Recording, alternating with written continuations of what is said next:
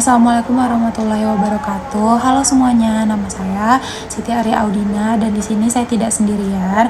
Kebetulan saya bersama 3 orang rekan saya yang bernama Diva Rizky Fadila Maulana, Benta Subektianto, dan Farhan Fahlevi. Kami akan menjelaskan tuntas tentang kasus Dwi Hartanto dan hubungannya dengan etika dan filsafat komunikasi. Ilmu pengetahuan merupakan sebuah dasar bagi manusia untuk melihat segala fenomena yang terjadi di dunia. Semiawan di dalam bukunya yang berjudul Panorama Filsafat Ilmu menjelaskan mengenai perkembangan ilmu pengetahuan. Pada masa Yunani kuno, ilmu sangat melekat dengan filsafat dan tidak ada pembuktian yang jelas mengenai hal tersebut. Bagaimana ilmu pengetahuan tersebut sangat didasari oleh sistem filsafat yang dianut. Seiring dengan perkembangan zaman, kemajuan ilmu pengetahuan pun mulai didasari oleh sebuah sistem penalaran yang sistematik. Perkembangan metode ilmiah dan penalaran ini menyebabkan ilmu pengetahuan tersebut bebas dari filsafat. Akan tetapi tidak bisa dipungkiri bahwa sebenarnya filsafat sendiri itulah merupakan sebuah dasar dari ilmu pengetahuan. Secara harfiah, kata filsafat itu sendiri berasal dari bahasa Yunani yaitu filosofia yang terdiri dari philos yang berarti cinta dan sophos yang memiliki beberapa arti, yakni kebijaksanaan, intelijensi, keterampilan, dan pengetahuan serta pengalaman. Jika dilihat dari definisi secara harfiah ini, filsafat merupakan cinta akan sebuah kebijaksanaan, akan pengetahuan. Pada dasarnya, ketika seseorang manusia mulai berpikir mengenai suatu hal, disitulah sebenarnya mereka sedang berfilsafat. Dari inilah kita berasumsi bahwa sebenarnya filsafat mempertanyakan apa yang seharusnya menjadi aspek yang paling mendasar dalam sebuah hal. Melihat dari pernyataan ini dapat diketahui sebenarnya kebebasan berpikir merupakan dasar dari manusia berfilsafat. Rasa ingin tahu manusia akan suatu hal membuat manusia memiliki hasrat bebas berpikir. Argumen Kantian menyatakan bahwa kebebasan ilmu pengetahuan bersumber pada kenyataan bahwa manusia adalah makhluk yang sadar dan menfleksikan dirinya dan dunianya secara kritis. Keingintahuan manusia merupakan kekasan era pencerahan. Kebenaran dalam filsafat merupakan keingintahuan manusia untuk menentukan dirinya sendiri. Pada dasarnya, manusia memiliki kebebasan dalam bertindak, berpikir sesuai dengan kemampuannya sendiri. Seperti yang telah dijelaskan sebelumnya, bahwa filsafat berkaitan dengan ilmu pengetahuan. Salah satunya yakni ilmu komunikasi. Filsafat dalam ilmu komunikasi mengkaji hal yang paling mendasar, mulai dari teori hingga ke berbagai aspek yang lebih kompleks. Terdapat beberapa landasan di dalam filsafat komunikasi. Yang pertama yaitu ontologi yang merupakan hakikat dari ilmu komunikasi itu sendiri. Pada aspek ini, komunikasi dilihat dari hal yang paling mendasar. Bagaimana ilmu komunikasi tersebut dilihat dari objek. Yang kedua yaitu ada namanya epistemologi. Aspek epistemologi merupakan bagaimana seorang ilmu pengetahuan diperoleh. Pada hal ini, realitas dilihat dengan aspek mengapa dan bagaimana realitas atau fakta itu benar dan terbukti. Kemudian yang ketiga kita masuk ke dalam aksiologi, yang merupakan nilai serta manfaat dari ilmu pengetahuan itu sendiri. Laningan di dalam Mufid 2009-88 menyatakan bahwa apabila dikaitkan dengan filsafat komunikasi, aksiologi adalah studi mengenai etika dan estetika, sehingga dapat dikatakan bahwa aksiologi merupakan kajian tentang nilai manusiawi dan bagaimana merefleksikannya. Asumsi-asumsi mendasar di dalam aspek filsafat komunikasi seperti ontologi, epistemologi, dan aksiologi dapat dijadikan landasan mengenai mengkaji fenomena-fenomena terkait dengan ilmu komunikasi. Menurut beberapa sumber yang kami baca, kami akan merangkum mengenai pemberitaan media terhadap kasus kebohongan yang dilakukan oleh Dwi Hartanto. Seperti yang telah diketahui, Dwi Hartanto merupakan seorang pelajar asal Indonesia yang memperoleh beasiswa Depkominfo untuk melakukan studi doktoral di Belanda. Dwi memiliki segudang prestasi yang membanggakan. Salah satunya itu keberhasilannya dalam meluncurkan Satellite Launch Vehicle atau SLV pada Juni 2015. Bahkan ia sempat dijuluki sebagai The Next B.J. Habibie. Pemberitaan mengenai sosok Dwi Hartanto sudah menyebar luas sejak tahun 2015. Dimulai dari situs detik.com tanggal 15 Juli 2015 dengan judul Dari Belanda Putra Indonesia Sukses Ciptakan Wahanta Mutakhir. Artikel ini kemudian dilanjutkan dengan pemberitaan-pemberitaan tentang hal positif yang tentang dirinya seperti Tempo.co, Okezone, Republika.co.id, dan media online lainnya. Bahkan Metro TV melalui tayangannya Mata Najwa sempat membuat episode berisi wawancara khusus mengenai dirinya pada episode yang tayang pada November 2016. Namun pemberitaan mengejutkan dari Dwi Hartanto muncul belakangan ini. Ia menuliskan pembelaan mengenai dirinya dalam bentuk surat yang berisi klarifikasi yang ia muat di dalam ppdf.net. Ia meminta maaf atas informasi yang tidak benar mengenai dirinya yang selama ini diberitakan di media. Ia mengeluarkan pernyataan dengan memberikan argumen bahwa media telah membesar-besarkan berita mengenai dirinya. Jika kita meninjau lebih dalam lagi mengenai kasus ini, kita bisa melihat bahwa sebenarnya kasus mengenai pemberitaan yang salah atas Dwi ini merupakan bukti dari bagaimana media saat ini perlu dipertanyakan secara langsung. Apakah sesungguhnya berita yang telah disampaikan melalui media telah memenuhi etika dari media itu sendiri? Untuk memahami lebih lanjut lagi mengenai permasalahan ini, secara ontologis kita bisa mempertanyakan bagaimana hakikat media itu sendiri bagi masyarakat. Bahwa sesungguhnya media seharusnya dapat menyampaikan segala sesuatu sesuai dengan fakta yang ada. Namun dengan adanya kasus ini, hakikat fungsi media bagi masyarakat kembali dipertanyakan. Pemberitaan tanpa adanya verifikasi di sini pada dasarnya telah menyalahi aturan yang sebenarnya. Etis atau tidaknya media di sini dalam menyampaikan sebuah berita, kita bisa melihat bahwa adanya pergeseran nilai. Di dalam kasus ini, media seolah tidak berada pada koridornya sebagai penyampaian informasi. Seperti yang telah dijelaskan pada bagian latar belakang yang saya jelaskan tadi juga, etika merupakan aspek aksiologis yang akan dikaji dari aspek filsafat. Secara etimologis, kata etika berasal dari Yunani yaitu ethos, yaitu artinya tempat tinggal yang biasa, padang rumput, kandang, kebiasaan, adat, akhlak, perasaan, dan cara berpikir.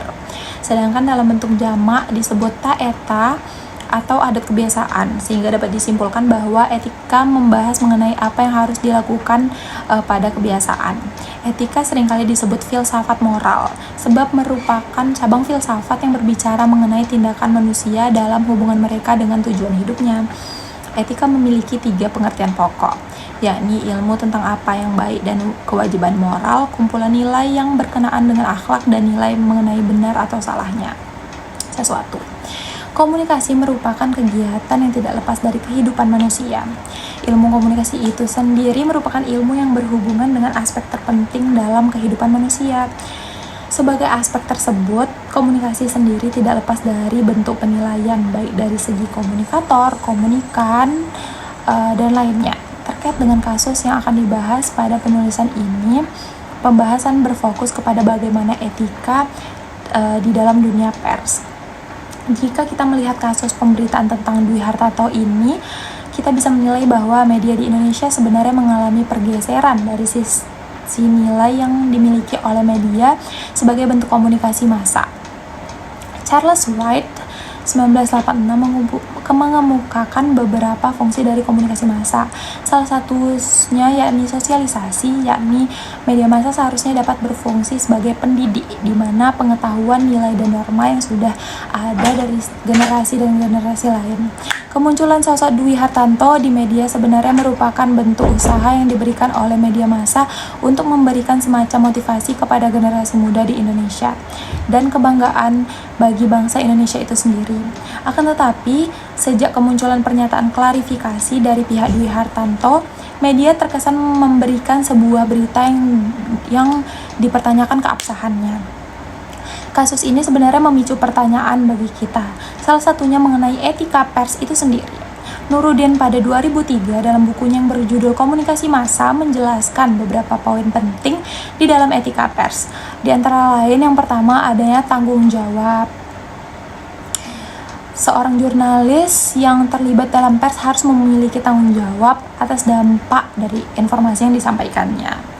Yang kedua, ada kebebasan pers. Semua orang, termasuk jurnalis, boleh dengan bebas menyampaikan informasi dengan bisa dipertanggungjawabkan kepada masyarakat tanpa adanya pengekangan. Lalu ada masalah etis. Pers lepas dari kepentingan individu dan mengabdi kepada kepentingan umum. Selanjutnya, ketepatan. Pers memiliki orientasi terhadap kebenaran untuk melayani publik. Lalu ada tindakan adil untuk semua orang. Pers melawan keistimewaan atau bercampur tangan pihak-pihak yang mengakibatkan ketidakbebasan media dalam menyiarkan informasi. Jika kita melihat lagi dari poin-poin yang telah saya jelaskan tadi, kasus ini sebenarnya mempertanyakan kembali konsistensi media massa dalam menjalankan perannya sebagai penyalur yang menyampaikan berita yang sesuai dengan realita. Seorang jurnalis memang memiliki kebebasan dalam menyampaikan sebuah informasi. Akan tetapi kebebasan tersebut haruslah dibatasi oleh Code of Conduct yang dimiliki. Kasus ini sebenarnya memberikan kesan bahwa rendahnya verifikasi yang dilakukan. Bill Kovacs dan Tom Rosenthal di dalam bukunya yang berjudul 9 Elemen Jurnalisme menjelaskan bahwa verifikasi adalah sebuah elemen penting dalam jurnalisme. Kovacs dan Rosenthal menjelaskan mengenai bagaimana seharusnya jurnalis dalam mendekati sumber berita yang dibacakannya. Pada dasarnya, pengecekan mengenai Dwi Hartanto ini bukanlah sulit untuk dilakukan karena sebenarnya fakta yang tidak sesuai dengan hal tersebut merupakan hal-hal yang mencakup data pribadi dari Dwi Hartanto sendiri. Setelah munculnya klarifikasi atas kebohongan tersebut, berita yang dihasilkan seolah terkesan memiliki unsur kebenaran dan berspekulasi di mana kebenaran kurang dipikirkan secara matang dan dikerjakan dengan penuh resiko dan cenderung cepat. Pada dasarnya juga, kebenaran dalam berita merupakan aspek yang fundamental. Seperti yang telah dijelaskan bahwa sebenarnya di dunia jurnalistik itu sendiri terdapat standar dalam melakukan dan melaporkan sebuah kebenaran dalam berita. Lalu selanjutnya akan dijelaskan oleh Farhan. Terima kasih. Halo, perkenalkan nama saya Farhan Reza Palevi. Kali ini saya akan menjelaskan bagaimana klarifikasi Dwi Hartanto pasca terjadinya pemberitaan tentang Dwi Hartanto ini.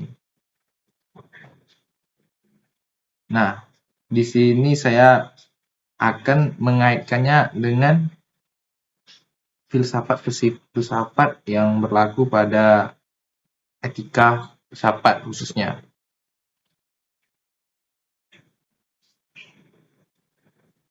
Menurut yang sumber-sumber saya baca, pasca klarifikasi yang dilakukan oleh Hartanto, ini media yang dikatakan pada sumber-sumber itu berlomba-lomba untuk kembali untuk memojokkan sosok Dwi Hartanto dengan memberikan judul yang tidak kalah sensasional. Nah, di sini kita bisa lihat teman-teman, bagaimana sebuah media yang sangat ingin diperhatikan, mungkin lebih tepatnya untuk mencari rating yang sangat tinggi gitu. Karena pada waktu itu kasus Dwi Hartanto sangat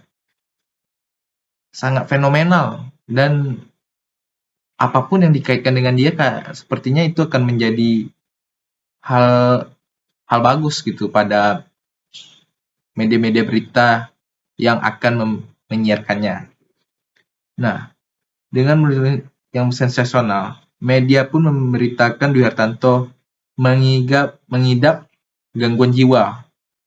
Bahkan dari gangguan jiwa, dari hal itu sebenarnya validasi ini berita itu masih dipertanyakan itu. Karena waktu pasca klarifikasi, teman-teman, Dwi Hartanto dengan mengidap gangguan jiwa itu sangat apa ya? Informasi yang diberitakan itu sangat tidak konkret gitu. Karena orang-orang mulai menilai bagaimana berita ingin sangat trending gitu. Nah, di mana halayak lebih wah, di sini juga agak apa ya? Saya melihatnya agak weird gitu, agak aneh. Karena berita-berita ini, halayak yang ingin mendengar berita-berita dengan apa ya, judul yang sensasional, itu malah malah malah banyak orang ingin mendengarkan. Ini juga ini juga dilihat bagaimana pola pikir orang-orang kita dengan melihat berita. Orang-orang, wah ini berita ini dengan sedikit misalnya tadi tambahan Dwi Hartanto mengidap gangguan jiwa gitu. Terus orang-orang mulai berpikir wah wah wah wah gitu. Maka orang rajin mengklik, apalagi ini misalnya beritanya bersifat online gitu. Artikel-artikel dan akan tetapi jika makna sebenarnya berdampak pada pergeseran nilai pada fungsi media itu sendiri, posisi tanggung jawab dari media itu perlu dipertanyakan. Mungkin pada ini benar juga, karena bisa kita tahu teman-teman, kalau berita yang disiarkan biasanya oleh media-media pemberitaan, itu harus mempunyai bukti-bukti yang sudah jelas.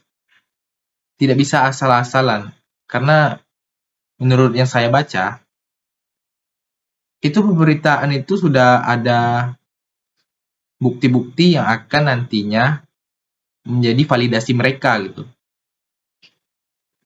Nah, bagusnya pada setelah memasuki era reformasi, media pun dijadikan sebagai salah satu pilar demokrasi. Kebebasan pers pun telah diatur di dalam Undang-Undang dengan nomor 40 tahun 1999 pasal 2 yang menyatakan bahwa kemerdekaan pers adalah salah satu wujud kedaulatan rakyat yang berasaskan prinsip-prinsip demokrasi, keadilan, dan supremasi hukum, serta pasal 4 ayat 1 Undang-Undang nomor 40 tahun 99 bahwa kemerdekaan pers adalah hak asasi warga-warga negara yang hakiki dalam rangka menegakkan keadilan dan kebenaran serta memajukan dan mencerdaskan bangsa. Jika kita berlandaskan pada undang-undang ini, kita berasumsi bahwa pers ini sebagai perwakilan suara rakyat. Oleh sebab itu, pers diberikan kebebasan dalam melaksanakan amanat rakyat. Apabila kita mengacu pada undang-undang tersebut, kita dapat mengasumsikan bahwa media seharusnya bisa memberitakan berita yang dapat memberikan nilai moral pada masyarakat. Tentu, ini menjadi kebalikan dari berita yang sudah disampaikan sebelumnya, yang bersifatnya ingin memvalidasi bahwa wah berita ini benar apa enggak gitu. Para media mulai ingin memvalidasi bahwa mereka ingin berita-berita ini menjadi bagus, padahal bukti-buktinya masih belum jelas teman-teman. Nah, kebebasan yang diberikan kepada media membuat itu sendiri luas mencari informasi sebanyak mungkin, ditambah lagi dengan teknologi yang semakin berkembang dan membuat kecenderungan masyarakat akan membaca media online. Seperti yang saya sudah jelaskan juga tadi. Berita yang disebarkan secara online memiliki kecenderungan untuk sebisa mungkin disebarkan secara online untuk sebisa mungkin disampaikan secara tepat. Mungkin yang dikatakan menyatakan terdapat penampilan karya yang media anggap hal tersebut adalah hal strategis. Pertama, adanya sebuah jangkauan yang luas menyebarkan informasi yang mampu melewati batas wilayah. Nah, oleh sebab itu, pemberitaan disebarkan kepada halayak yang harusnya bersifat positif. Dan ada juga teman-teman dalam hal pembahasan kita tadi, itu menurut saya agenda setting juga berperan gitu. Yakni kaitnya kasus pemberitaan Dwi Hartanto dengan bahwa isu-isu ini adalah isu strategis untuk diberitakan. Karena kita tahu pada saat itu Dwi Hartanto sangat fenomenal gitu. Dan para jurnalis atau pemberita ini pasti ingin mendapatkan timbal balik dari kasus pada yang saat itu sangat fenomenal.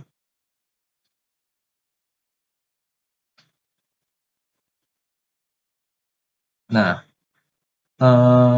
seperti yang beberapa sumber yang saya baca ini, para perusahaan media tersebut berlomba-lomba untuk mendapatkan berita yang berbeda dan sensasional demi mendapatkan rating yang baik. Seperti yang telah dijelaskan pada bagian latar belakang, bahwa sebenarnya kasus ini mulai merebak di pertengahan tahun 2015 dan mulai redup di akhir 2015. Seenggaknya berita ini menjadi sangat sensasional dalam waktu 6 bulan. Isu ini merupakan kasus yang disukai oleh khalayak sehingga dapat dilihat kecenderungan pemberitaan mengenai Dwi. Kemudian akhir-akhir ini berita klarifikasi Dwi Hartanto muncul di media dan mulai redup dengan adanya pemberitaan mengenai pelantikan Gubernur DKI Jakarta serta pernyataan.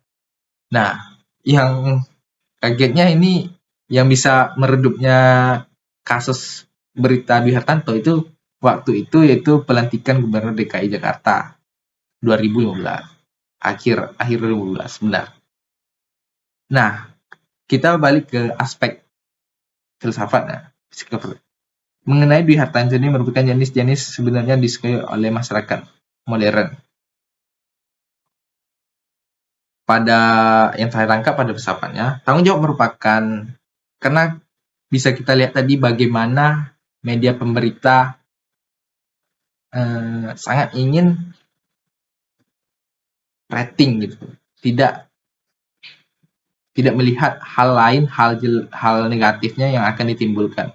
Jadi tanggung jawab yang merupakan kemampuan seorang manusia dalam menyadari bahwa segala sesuatu tindakan dilakukannya pasti memiliki konsekuensi. Kebebasan yang dimiliki seharusnya dikelola dengan menggunakan norma yang merupakan tanggung jawab sosial, yakni sebuah implementasi dari kodrat manusia sebagai makhluk sosial. Dan dalam konteks ini, media itu sendiri dalam menyampaikan berita tentu saja harus memikirkan yang tadi, yaitu konsekuensinya dari berita yang disampaikan tentunya. Media yang sebagai kita tahu, media sebagai pilar demokrasi dan perwakilan bagi kedaulatan rakyat, tentu saja memiliki peran yang besar karena sudah diatur tadi dalam undang-undang juga dan harus menerapkan standar tanggung jawab soal itu sendiri, sehingga seharusnya media itu menyajikan berita yang sesuai dengan kodratnya, teman-teman. Jika ingin, seharusnya yang kita pikirkan dalam memberi berita itu yang keluar adalah berita yang sudah pasti akan kebenarannya, dan para awak media juga tidak perlu lagi memvalidasi bahwa mereka akan benar gitu. Dan tidak terlihat ingin mencari rating-ratingnya dengan membuat judul-judul yang sangat sensasional itu. Sekian mungkin pasca klarifikasi kasus pasca klarifikasi Dwi Hartanto, dan saya tutup. Terima kasih.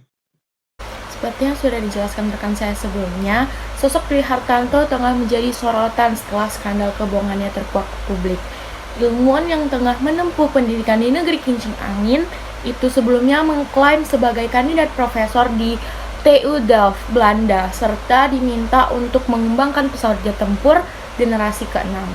Aksi tipu-tipu yang dilakukan Dwi Hartanto sebetulnya telah diketahui lama oleh rekannya sesama warga Indonesia yang tergabung dalam Perhimpunan Pelajar Indonesia di Belanda. Bahkan, teman-temannya telah mengingatkan Dwi untuk menghentikan aksi kebohongannya.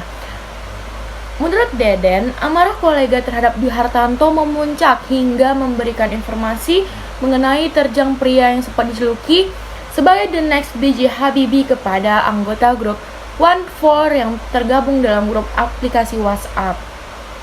Informasi mengenai kebohongan Dwi kemudian ditelusuri anggota OneFour dengan membentuk tim dengan Deden dan salah satu anggotanya. Dokumen pertama terdiri 33 halaman berisikan beragam foto-foto aktivitas Dwi Hartanto, termasuk dari halaman Facebooknya, link ke berbagai website tentangnya, termasuk transkrip wawancara dengan Mata Najwa pada bulan Oktober 2016, hingga korespondensi email dengan beberapa pihak untuk mengklarifikasi aktivitas yang diklaim oleh Dwi Hartanto. Dokumen kedua sebanyak 8 halaman yang berisikan ringkasan investigasi terhadap klaim yang dibuat oleh Dwi Hartanto, termasuk latar belakang sarjananya, usia roket militer, PhD in Aerospace, Professorship in Aerospace, Technical Director di bidang roket, Teknologi and Aerospace Engineering, interview dengan media internasional, dan kompetisi riset.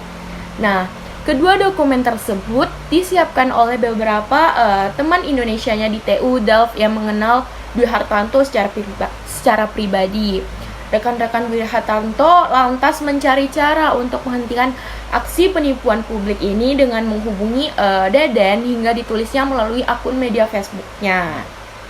Nah, Dwi Hartanto sendiri telah menyampaikan permohonan maafnya. Dia mengakui memberikan informasi yang tidak benar dan tidak akurat dan cenderung melebih-lebihkan, khususnya soal prestasinya di bidang dirgantara dan keilmuan soal roket. Dia bilang kepada beberapa pihak bahwa dia minta maaf sebesar-besarnya. Beberapa klarifikasi yang disampaikan Dwi Hartanto antara lain juga soal latar belakangnya. Dwi mengaku dia bukanlah lulusan Institut Teknologi Tokyo, Jepang, namun lulusan S1 dari Institut Sains dan Teknologi Akprin, Yogyakarta. Dwi juga menjelaskan dirinya memang benar menempuh S2 dan S3 di TU Delft. Dia bilang posisi saya yang benar adalah kandidat doktoral di TU Delft. Informasi mengenai posisi saya sebagai postdoktoral maupun asisten profesor adalah tidak benar, katanya. Tak benar juga dia adalah kandidat dokter di bidang Space Technology and Rocket Science. Yang benar adalah di bidang Interactive Intelligence atau Departemen Intelligence System. Nah, itu saja yang dapat saya sampaikan. Sekian kasus pasca klarifikasi Dwi Hartanto. Saya tutup, terima kasih. Assalamualaikum warahmatullahi wabarakatuh. Terima kasih untuk teman-teman yang sudah mengikuti podcast kami hari ini. Nah, pada episode kali ini kita sudah membahas tentang sebuah kasus pemberitaan Dwi Hartanto dan apa sih kaitannya dengan filsafat komunikasi. Seperti yang sudah kita bahas, kasus ini menunjukkan pentingnya etika dalam berkomunikasi, terutama dalam dunia jurnalisme.